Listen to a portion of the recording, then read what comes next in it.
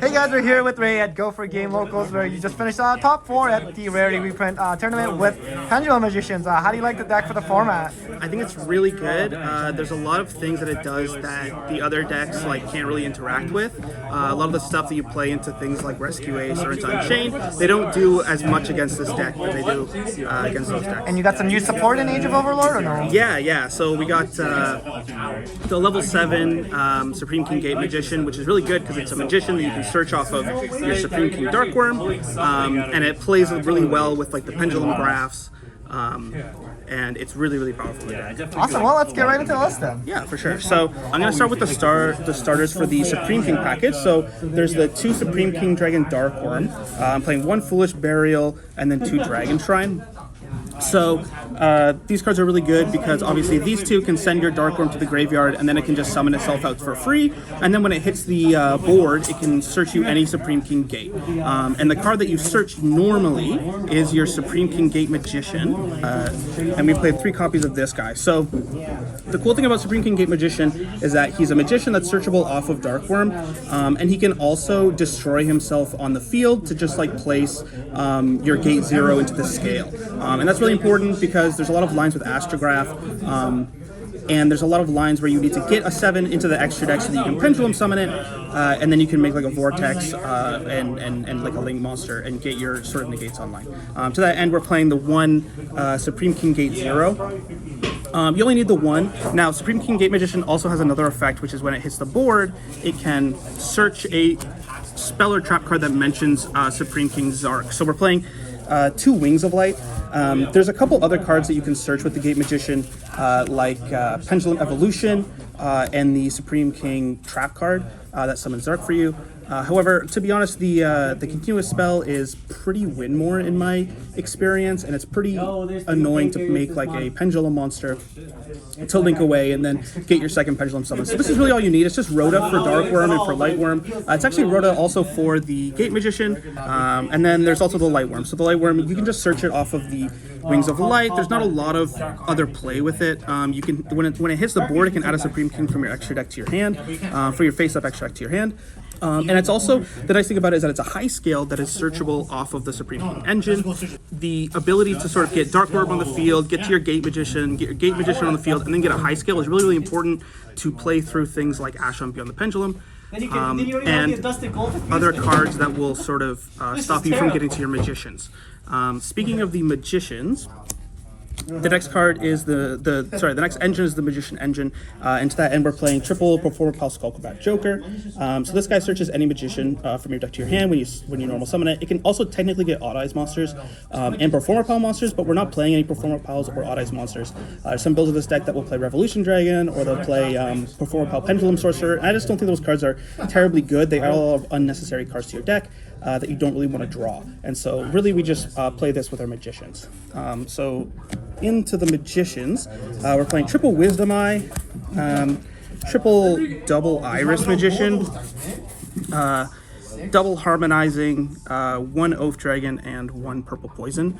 So I'll talk about these all sort of as they are. So Wisdom Eye destroys itself in the scale if there's another magician in the scale, and it puts any magician in the scale. And the important thing here is that you can put things like Gate Magician, and the Performer Pal Joker also searches Gate Magician if you really need it. But this puts Gate Magician in your scale. It can put the double Iris in your scale. If you're in a real pinch, you can put Oath Dragon in the scale, but you're oftentimes not scaling this. The main thing with this card that's really great is that it can it's an additional copy of sort of any of your other magicians, mainly Double Iris and Supreme King Gate. Double Iris itself, when it's destroyed in the scale or anywhere, but it has a self-destruction effect to self-destroy itself, and then it sort of searches a Pendulum Graph card. So later on in the show we're playing the Time Pendulum Graph and the Star Pendulum Graph, and those are both really important. So you want to get this into the scale and you want to destroy it as fast as possible. And if you're going second, it can destroy itself, which is really nice. So this is sort of the ideal setup is that you want to have double Iris in a scale, and you want to have Supreme King Gate Magician in a scale, because they're 1 and 8, and you can sort of pendulum summon anything you want. And this really lives in the scale. Oftentimes you can pendulum summon it out, but you really want this in the scale. The card that you actually do want to be pendulum summoning out is the Harmonizing Magician. So This guy, when it's pendulum summoned, and it can only be pendulum summoned from the hand, by the way. When it's pendulum summoned, it can special summon another magician from your deck. And it can also only be used as synchro or exceeds material if you use another magician. That's really, really important. One, because it allows you to still link summon with it using anything. So that's something important to know, but also you can't use other cards to synchro with besides magician. But so this is like the main extender. This is what you're searching off beyond the pendulum a lot of the time. And the card you're summoning with it is Oath Dragon. So you can summon the Harmonizing, summon the Oath, and then you can just make an easy Barone, and then use the Barone to pop the double Iris, and then you can grab whatever Pengraph you want. You can get the Time Pengraph or the Star Pengraph. The other one we're playing is Purple Poison. We're just playing one of this. It's an interesting card because when it's destroyed, it gets to destroy another card on the field. And if you're going second, again, you can... Its scale effect destroys itself to kind of be an honest for dark spellcasters. It's also really good with Time Pendulum Graph. You can pop it and then pop something else, and then this will trigger. It sort of makes it into sort of a Sword Soul Blackout. In terms of the graphs, we're playing triple Duelist Alliance, one Time Pengraph, and then one Star Pengraph. So the important thing with these cards, so Duelist Alliance searches either of these two cards. It can actually technically search any card with Pendulum in the name. However, these are the only two targets that you play for it. Yeah, so you need a card in the skill to activate this, then you can grab one of these two. The important thing here is that you can grab something like Star Pengraph and sort of extend. It's really good going second because you can scale something, go Duelist Alliance, get your Star Pengraph, start playing, and if your opponent tries to move your cards, your Star Pengraph automatically is going to search for you. So that's really important. If you're going first, this is also great because it can grab you the Time Pendulum Graph and insulate you in case, you know, you get hit on the double Iris, or if like the search of double Iris doesn't go through, and you need to play another high scale, you can still have the Time Pengraph. So this is still really, really important. The last Pendulum card that we're playing is Astrograph Sorcerer. So the funny thing about this card is that it's pretty important in the long game. So it allows you to plus immensely.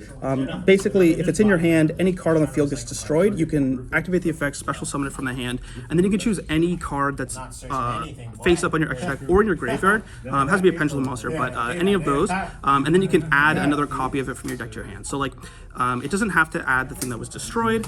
If you have like a full extra deck of a whole bunch of different Pendulum monsters, you just get to choose whichever one you want to get. So it's really great utility, and it's also really good, yeah, in a longer game because it allows you to plus a lot and overwhelm your opponent with advantage, and then you can close out the game with it. It's also really scary, sort of when you pop a card in the scale and then you like if you pop a double Iris, you can go like double Iris 1 and then this 2, and then your opponent gets very freaked out because you're about to go like +3. Okay, for the non-engine, we're just playing triple Ash. The important thing as well, you can Pendulum Summon it because it's level 3. It's a good normal summon if, like, I don't know, if you open like a Foolish and you can get to your Supreme King Dark Worm, but you don't have anything else, you can just normal summon this and make Beyond the Pendulum, so that's pretty powerful. Fenrir is actually really important, more important in this deck than a lot of other decks, because it's a free special summon to the board. Anyone who's played Pendulum like Draco Slayer or anything else like this before would know that you can special summon this, grab another Fenrir, and then any Pendulum monster that you can normal summon can get you to Beyond the Pendulum. And so that's really important. People sometimes don't play this because it conflicts with the Foolish or with the Dragon Shrine. However, it's just like so good that you just like have to play. Like, it doesn't matter.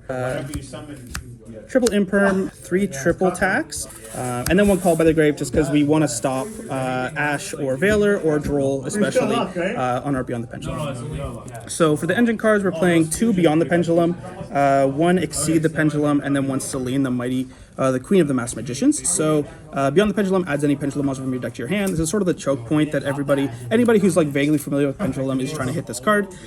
So it's important that you play enough redundancy that you sort of can already have cards that you search off of it. However, it's if you resolve it, like, it's really, really, really incredible. Exceed the Pendulum is sort of one of the new cards that we got in Age of Overlord. When it's summoned, it adds a Pendulum monster from the face-up extra deck to the hand, and then it also can special summon a Pendulum from your hand or graveyard with a level in between the scales that you currently have on the board, which means you can't use that effect if you only have 1 scale or if you have no scales. You know, it doesn't just work like Selene does, which Selene just is going to special summon anything you want. So it's really important, but it also is free. You don't have to have a certain number of spells like Selene requires you. You just have to have your scales. These two, it's really important to play 2 of them, by the way, because you want to be able to make access code. We're playing this. This is just a target for Supreme King Gate Magician. So for those that don't know, Supreme King Gate Magician, if you have another gate in your Pendulum zone that doesn't have the same name, it can summon itself by sending an Xyz Dragon, Synchro Dragon, Fusion Dragon, or Pendulum Dragon from your extra deck to the graveyard. This is just the best one because if you hard make it with 2 level 7 Pendulums, it can pop 2 cards on the field. That's pretty good. 1 Odd Eyes Absolute Dragon, 1 Vortex. These cards are such powerhouses. Basically, this is rank 7 that you can make with any 2 level 7 monsters, and then this, when it hits the graveyard, it can summon this out the extra deck, and then this is a negate that is an Omni negate that shuffles back any face-up Pendulum monster from your extra deck into the deck, and then negates and destroys a card. This card is like such a house. If you summon it into going second, when it hits the board, it can actually bounce an opponent's card on the field. So you can use it, if you can summon it out and like get rid of any extra deck monster your opponent's playing, and if they chain, you just get to negate it, which is pretty good. 1 IP, 1 SP. These are cards you just make in a pinch. There are some really high roll hands that allow you to make something like Appaloosa plus IP plus like Vortex and like Baron. You almost never end up actually doing that though. This is mainly just for like when you get interrupted really hard and you need to end on like something. We're playing 1 Appaloosa. You can usually make this turn 1 with like either the Selene or the Exceed that you make. So it usually only has like 1600 attack, but that's not such a big deal because you usually just shotgun on whenever your opponent activates first, because you're gonna have like Baron and Vortex on the field as well, so it doesn't really matter. Savage and Baron. So the funny thing about this is, so Baron is very easy to make. They're actually both quite easy to make, just with harmonizing. This card, oftentimes you're going to make this going first because, like I said, you want to pop your double iris and get your Pengraphs.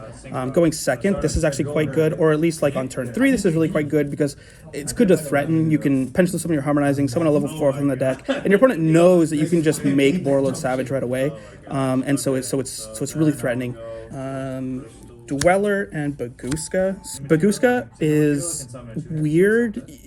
The idea with including this was to just play something that, like, if I only have 2 level 4s and like I get hand trapped to death or I get trolled or something, I can just end on Baguska. And then access code. It's just, you just kill things. For the side deck, so it's pretty simple, like Bastiles and TD Crows just for like the graveyard decks.